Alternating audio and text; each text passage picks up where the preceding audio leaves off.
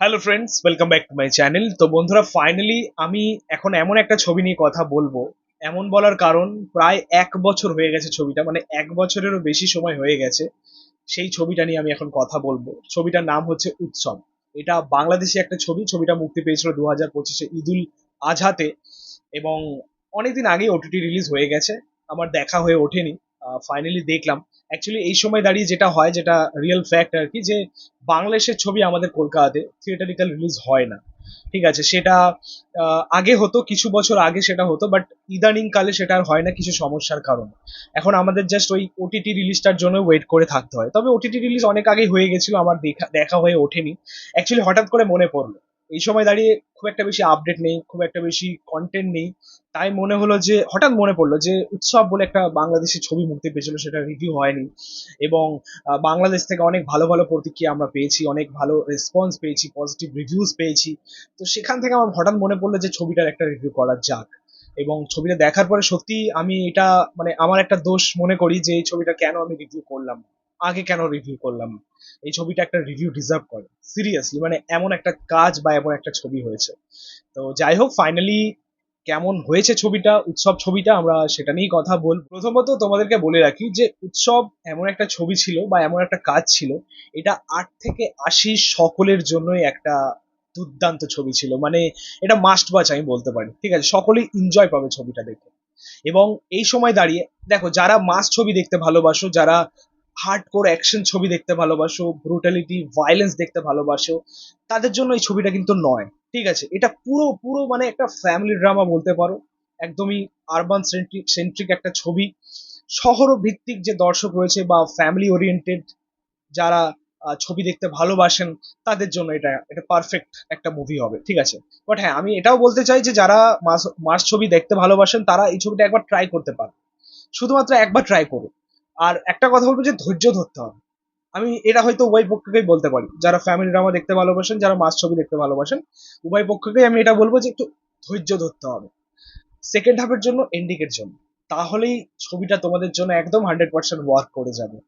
একদমই মানে এমন ভাবেই ওয়ার্ক করবে যে তোমাদের একদম মনে হয়তো বসে যাবে ছবিটা। দুদিন ধরে হয়তো এই ছবির রেস কাটবেই না, এমন একটা ছবি হয়েছে। মানে তানিম নূর, এটা তো 2025-এ তার একটা বিগেস্ট উপহার ছিল দর্শকদের জন্য। রিসেন্ট তিনি করেছেন বনলতা এক্সপ্রেস। এই মুহূর্তে দাঁড়িয়ে তানিম নূর একটা সাকসেসফুল মানে পরিচালক। এবং সত্যি এমন এমন গল্প তুলে নিয়ে তিনি আসছেন দর্শকদের জন্য, দেশের দর্শকদের জন্য। এটা মানে হ্যাটস অফ তাকে। আমার তো মনে হয় যে এরকম সিনেমা হওয়াটা খুবই প্রয়োজন এখনকার সময়। শুধুমাত্র বাংলাদেশ ইন্ডাস্ট্রিতেই নয়, আমাদের কলকাতাতেও। মানে মানুষের এই সময় দাঁড়িয়ে যেরকম সিনেমা দেখার যে স্টাইল বা ধরন, হয়তো সেগুলোর মধ্যে একটা মাঝে মাঝে একটা পরিবর্তন হওয়া দরকার। আর সেই সব পরিবর্তন আনতে পারে এরকম কিছু ছবি, উৎসবের মতো কিছু ছবি বা বনলতা এক্সপ্রেসের মতো ছবি পরিবর্তন আনতে পারে। এবং হয় না, অনেক সিনেমা এরকম হয় যে আমরা সিরিয়াল মার্কা বলে এড়িয়ে যাই, দেখি না। কিন্তু উৎসব কিন্তু সেরকম ছবি নয়। সেই ঘ্যান ঘ্যানানি, সেই প্যান প্যানানি কিন্তু এই ছবিতে নেই। খুবই ইন্টারেস্টিং। এবং আপনাদেরকে হয়তো গোটা ছবিতে, এবং ডিউরেশনটাও যে টেনে নিচে বড় করা হয়েছে তা নয়, মানে ছবিটাকে লম্বা করা হয়েছে তাও নয়। একদম পারফেক্ট ডিউরেশনের একটা ছবি। মানে যেটুকু সময় পর্যন্ত তোমরা এই ছবিটা দেখবে, তোমাদেরকে এঙ্গেজ করে রাখবে, তোমাদেরকে একটা ভাবনার মধ্যে রাখবে। সব থেকে বড় বিষয়, একটা থিঙ্কিং এর মধ্যে তোমরা থেকে যাবে যে হ্যাঁ, এমনটাও হতে পারে বা এমনটাও হওয়াটা উচিত। অ্যাকচুয়ালি এমন একটা গল্প হয়তো একটা মানুষের ভাবধারা বা থিঙ্কিং এর মধ্যে বা তার জীবন লাইফস্টাইলের মধ্যে অনেক চেঞ্জেস এনে দিতে পারে, সে যদি ছবিটাকে সেভাবে নিতে পারে। উৎসব অ্যাকচুয়ালি এরকম একটা ছবি হয়েছে।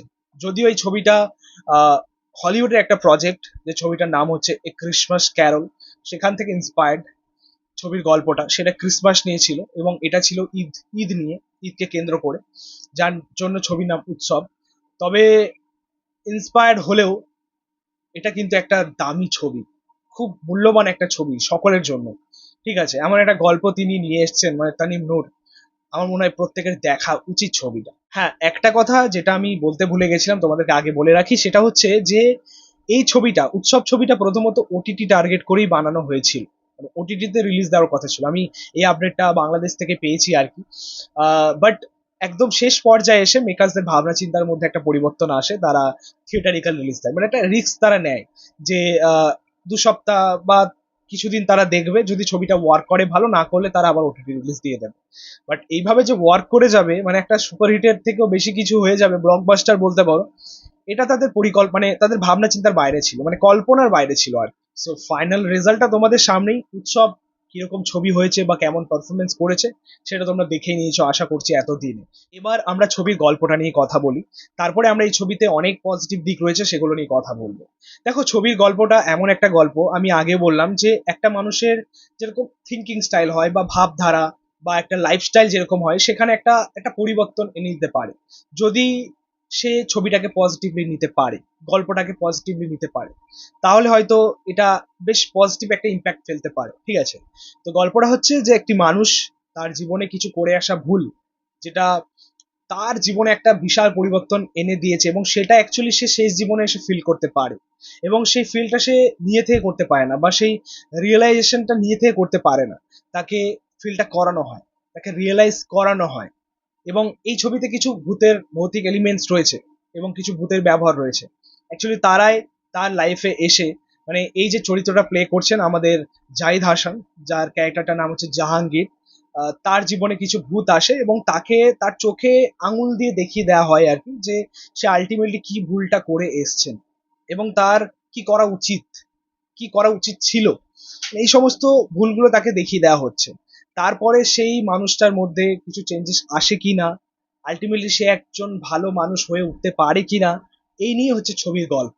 এর থেকে বেশি জানতে হলে ছবিটা তোমরা একবার দেখো। অবশ্যই ছবিটা অনেক পুরোনো একটা ছবি, মানে 1 বছর হয়েছে, তবুও আমি বলবো যে তোমরা ছবিটা দেখো, তোমাদের ভালো লাগবে এখনো পর্যন্ত যারা দেখোনি। দেখো, এই ছবিতে 100 বরকার 1 কিছু দিগ্গজ অভিনেতা এবং অভিনেত্রীরা কাজ করেছেন, যারা বাংলাদেশের এই মুহূর্তে লেজেন্ডারি অ্যাক্টর অ্যাক্ট্রেস, যারা কোনো কাজে থাকা মানে সেখানে বলতে পারো পারফরমেন্সের দিকটাতে কোনো রকম ঘাটতি থাকবে না।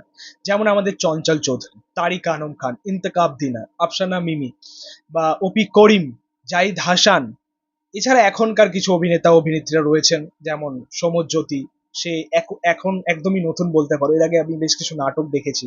সাদিয়া আইমান রয়েছেন, সুনেরা বিনতে কামাল রয়েছেন। তো কাস্টিং কিন্তু দুর্ধর্ষ কাস্টিং হয়েছে, মানে ছবিটা এমনও বলতে পারো যে কিছুটা পারফরমেন্স বেস্ট, গল্প অবশ্যই দুর্দান্ত ওয়ার্ক করেছে, পাশাপাশি পারফরমেন্সও দেখতে গেলে সকলের খুব ভালো। জাহিদ হাসান গোটা ছবি জুড়ে জাস্ট ফাটিয়ে দিয়েছেন, মানে অ্যাকচুয়ালি নিজেই আর কি টেক ওভার করেছেন গোটা সিনেমাটাকে, এবং একটা দুর্ধর্ষ পারফরমেন্স তার কাছ থেকে পেয়েছি।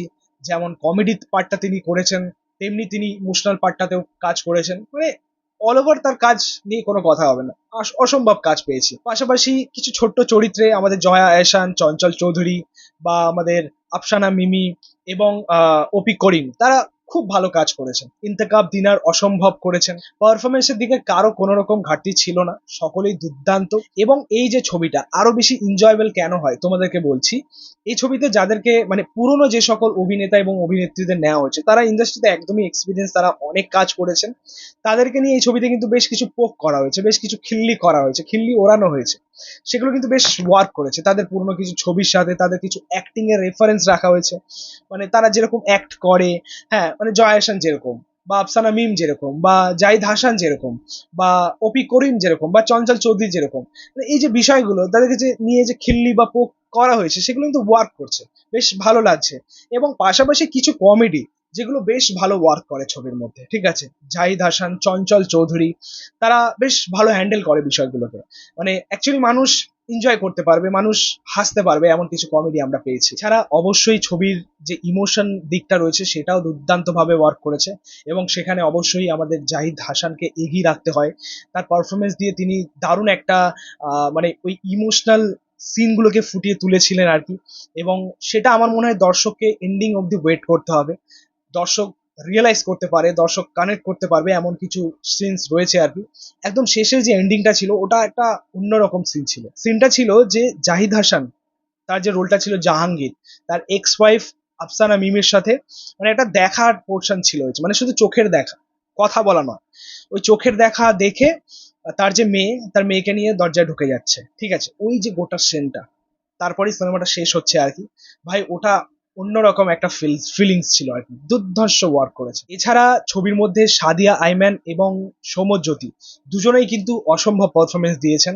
একটা ছোট্ট স্ক্রিন টাইমে দুজনের চরিত্রটাই খুবই গুরুত্বপূর্ণ ছিল, এবং সেখানে তাদের কেমিস্ট্রি খুব ভালো লাগছে। দুজনকে দেখতে খুব ভালো লাগছে। এছাড়া যে তাদের মধ্যে যে রোম্যান্স, যে ভালোবাসা একটা তৈরি হচ্ছে, এইসব মুহূর্তগুলো খুব সুন্দরভাবে ক্রিয়েট করা হয়েছে। এবং সেই সময়টা ছিল একদমই বলতে পারো ওই 80s 90s, খুব সম্ভবত ওই পিরিয়ডটাকে খুব সুন্দরভাবে ক্রিয়েট করা হয়েছে।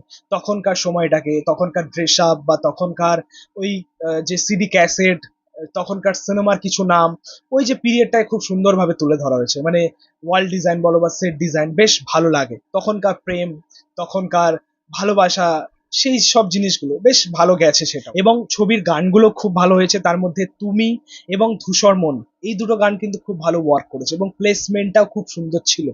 ঠিক আছে, একটা স্যাড সং ছিল এবং একটা রোমান্টিক ট্র্যাক, দুটোই ভালো গেছে। যাই হোক, এই ছিল বলার উৎসব ছবিটা নিয়ে। ওভারঅল আমি এটাই বলবো যে উৎসব অ্যাকচুয়াল একটা ফ্যামিলি ড্রামা। অবশ্যই যারা এখনো পর্যন্ত ছবিটা দেখোনি, ছবিটা দেখো, দেখে তোমাদের মতামত জানিও কেমন লাগলো তোমাদের ছবি। ভিডিওটা ভালো লাগলে অবশ্যই লাইক কমেন্ট শেয়ার করে দিও, চ্যানেলটাকে অবশ্যই সাবস্ক্রাইব করে যাও, পাশে থাকা বেল আইকন প্রেস করে দিও পরবর্তী ভিডিও। Thank you.